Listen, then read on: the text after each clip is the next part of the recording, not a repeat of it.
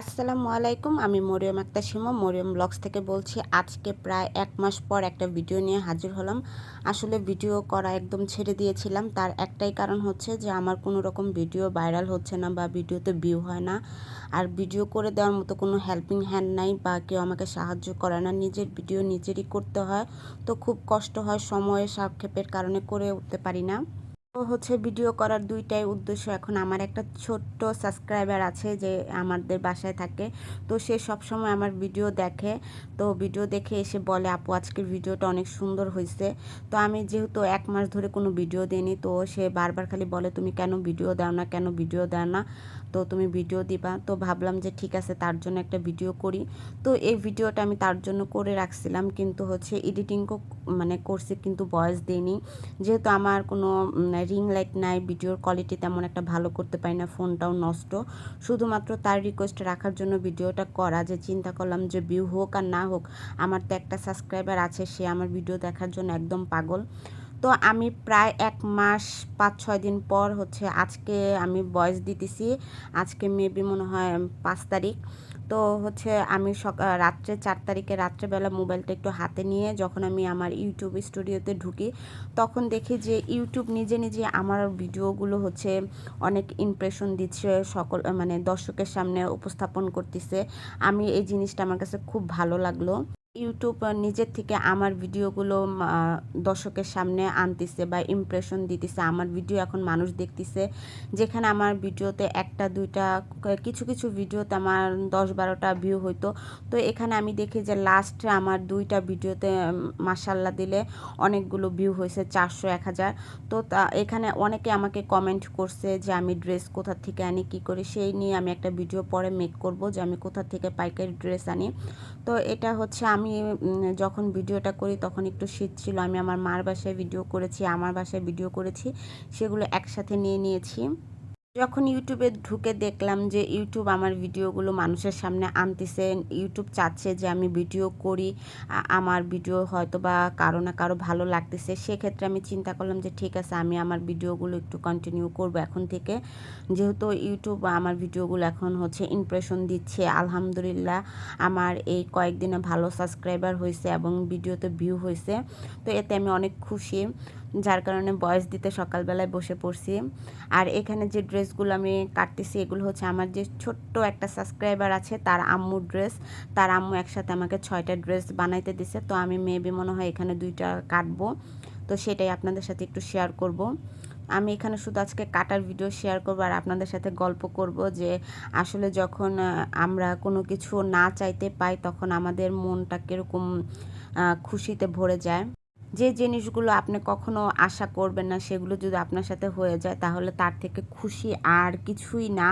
আমি অনেক ভাগ্যবান, অনেকে অনেক পরিশ্রম করে ইউটিউবে সফলতা অর্জন করেছে। আমিও অনেক পরিশ্রম করছি, বাট ১.৫ বছর আমি কোনো সফলতার মুখ না দেখতে পেয়ে পরে ইউটিউবিংটা ভাবছি যে একদম ছেড়ে দিব। তো শখের বশে মাঝে মধ্যে ১টা ২টা ভিডিও আমি আপলোড করি স্মৃতি হিসেবে, যে আমি আসলে কি পরিমাণে পরিশ্রম করতেছি সেটাই একটু শেয়ার করার জন্য।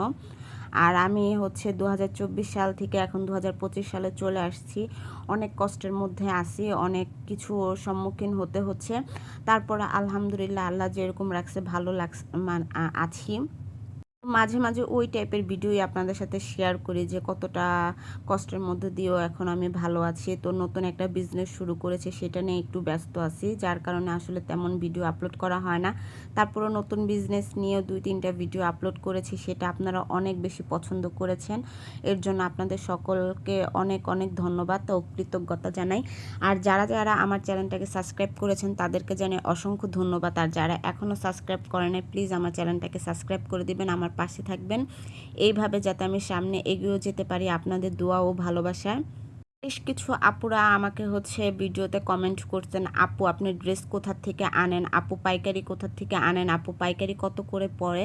তাদের জন্য বলবো যে আপু আমি হচ্ছে যেহেতু পাইকারি আনি, এটা আমার একটা বিজনেস, তো আমি ওইভাবে তো আপনাকে প্রাইসগুলো বলতে পারবো না। তারপর আপনাদের আমি একটা আইডিয়া দিয়ে দিব যে কোন ড্রেসের প্রাইস কেমন হয় বা প্রাইস কত, আমি আপনাদের বলে দিব যে আমি কত টাকা করে সেল করি এবং সেখানে আমার কত টাকা প্রফিট হয়। তো আপনারা বুঝতে পারবেন যে কত টাকা করে আনা হয়। আমি আহামরি লাভ করি না। পার ড্রেসে কিছু ড্রেসে আমি 100 টাকা, কোনোটাতে আমি 80 টাকা, 50 টাকা, আবার কিছু কিছুতে আমি হচ্ছে 150 টাকা পর্যন্ত প্রফিট করি। তো সেইভাবে আপনাদের সাথে আমি শেয়ার করব নেক্সট একটা ভিডিওতে। আমার কিছু ড্রেস এখন আছে, সেগুলো দেখাবো আর কোয়ালিটিগুলো আপনাদের জানাবো। এখানে অনেক রকমের কোয়ালিটি আছে, তো কোয়ালিটি অনুযায়ী দাম হয়ে থাকে। এখানে আমি একটা হচ্ছে সালোয়ার কাটিং করব, প্লাজো সালোয়ার কাটিং করতেছিলাম।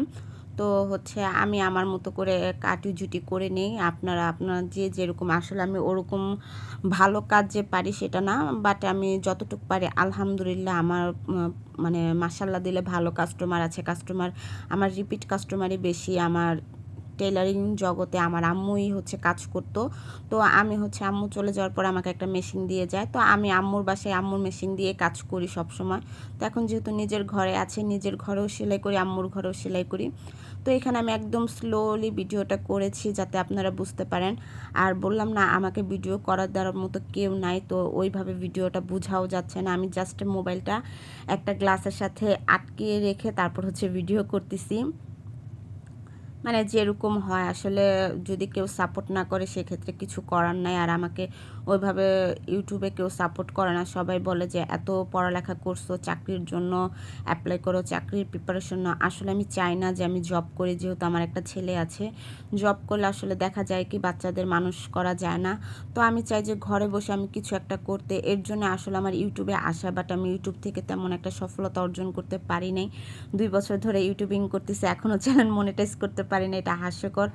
আসলে পারতাম যদি উটপটাং ভিডিও আপলোড করতাম, বা ভিডিও দেখা যায় যে এখন যারা টিকটকে ফেমাস তাদেরই ইউটিউবে তারা মাসে লাখ লাখ টাকা ইনকাম করতেছে। আমরা আসলে টিকটকেও ফেমাস হতে পারি নাই, ভিডিও ওইভাবে দিতে পারি নাই, যার কারণে আমরা হচ্ছে সফলতা অর্জন করতে পারতেছি না কঠোর পরিশ্রম করার পরও। তো আজকে আপনাদের সাথে হচ্ছে জামা এবং প্লাজো কাটিং করতে করতে বকবক করে ফেললাম। আর এই সালোয়ারের লম্বা হবে হচ্ছে 39, বাট এটা কাপড়ই ছিল 39 ইঞ্চি। তো আমার এখানে হচ্ছে নিচে এক্সট্রাভাবে বর্ডার দিতে হবে, কিচ্ছু করার নাই, জোড়া পড়বে। তো আজকে হচ্ছে এই পর্যন্ত। আমার ভিডিও যদি আপনাদের ভালো লেগে থাকে অবশ্যই লাইক, কমেন্ট এবং শেয়ার করতে ভুলবেন না।